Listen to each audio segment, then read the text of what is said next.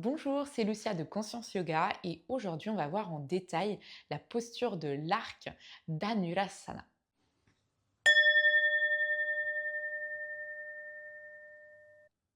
Donc cette posture de l'arc prend tout son sens quand on voit comment le corps est tendu, tiré dans cette position. On va aussi voir Saral d'Anurasana qui est la version un petit peu de préparation, la version plus facile. Donc vous pouvez passer par cette version avant d'aller dans la posture de l'arc. On va aller voir un petit peu toutes ces versions, comment la travailler. Dans tous les cas, avant de la faire, je vous conseille de bien vous échauffer et surtout la colonne vertébrale car elle va demander beaucoup de cambrure au niveau de la colonne vertébrale. Donc par exemple des exercices comme Marjariasana seront parfaits pour s'y préparer. C'est une posture qui s'effectue allongée sur le ventre, appui sur le ventre notamment, avec donc, comme je disais, une grosse flexion arrière de la colonne vertébrale. Donc on va aller la découvrir tout de suite. Je vous invite à vous allonger sur votre tapis, à aller mettre le menton sur le sol, les bras le long du corps et à aller plier les jambes à l'arrière de sorte à pouvoir les attraper avec vos mains. Alors là, deux prises différentes. Soit vous avez prise au niveau vraiment des chevilles avec presque donc le pouce qui fait le tour, soit vous pouvez prendre plutôt au niveau du dessus du pied. Moi, je préfère au niveau du dessus du pied. On a aussi des versions où on peut aller chercher à l'intérieur, mais moi, je ne la recommande pas parce que ça va encourager les jambes à s'ouvrir et on veut qu'elles restent bien fermées. Donc, j'attrape mes deux jambes et je suis dans la position initiale. Ici, on va découvrir donc la version Saral d'Anurasana et je vais inspirer et je vais pousser dans mes pieds, pousser dans mes jambes pour aller vers l'arrière et donc naturellement, j'inspire et le haut de mon corps va se relever. Je relève la tête, je regarde devant moi, je ne vais pas aller comprimer les cervicales à l'arrière, juste dans l'alignement de la colonne vertébrale. Et ici, je contracte le dos et toutes mes jambes le haut de mes jambes jusqu'aux genoux reste en contact avec le sol. Et j'expire, je redescends. Entre toutes vos pratiques de l'arc, vous pouvez aller déplier les jambes et aller faire une posture pour contrer cette flexion arrière, donc posture de flexion avant, par exemple, celle de l'enfant. Faites bien attention à ça. Quand vous êtes dans une posture qui demande de la cambrure, on va courber le dos pour bien rééquilibrer. Donc je reviens et cette fois-ci, on découvre la version complète de l'arc. Je reviens en position initiale, je vais toujours pousser mes pieds vers l'arrière, mais cette fois-ci, je vais pousser les pieds vers le haut.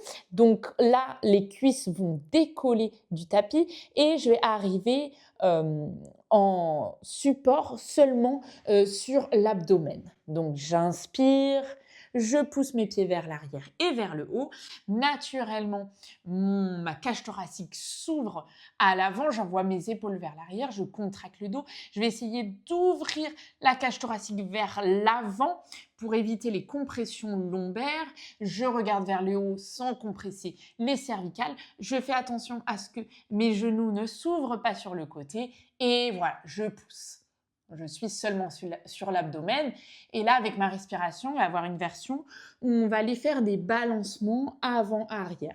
Donc, soit je reste stable sur mon abdomen en respirant, soit j'inspire, vous allez voir quand je le fais, naturellement, comme mon abdomen se gonfle, je vais vers l'arrière, j'expire, je reviens vers l'avant. Je vais dans la position, j'inspire et j'expire.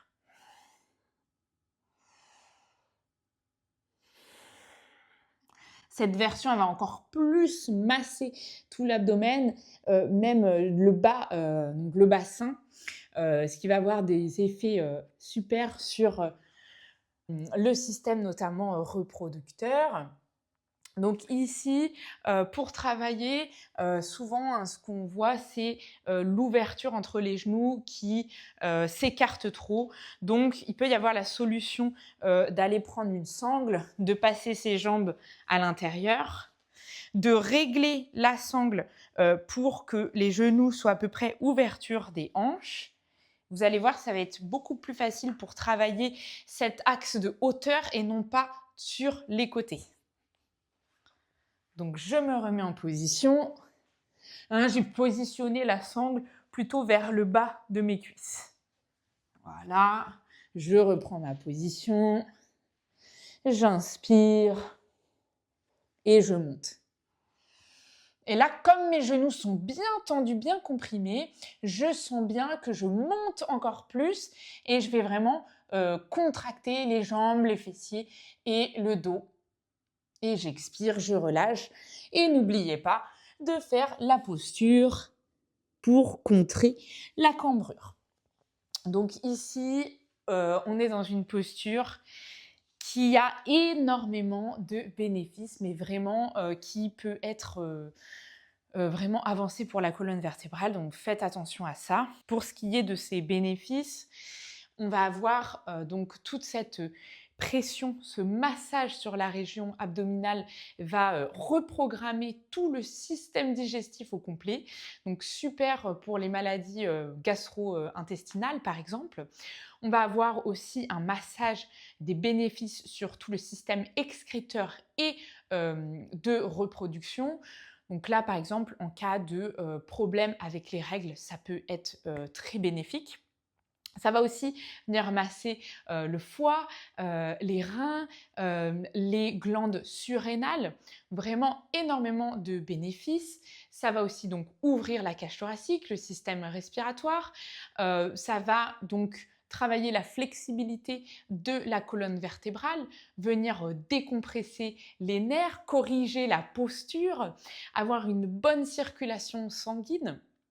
C'est une posture aussi qui va vraiment stimuler le système sympathique, donc d'activation de l'énergie. Donc plutôt pas recommandé avant de dormir par exemple, puisqu'elle a un effet vitalisant, excitant sur nous. Donc si j'oublie, et je pense que j'en oublie parce qu'elle a vraiment énormément de bénéfices, hein, notamment j'oubliais de renforcer tous les muscles du corps. Et donc je vous les remets en description hein, quand j'oublie des petites choses.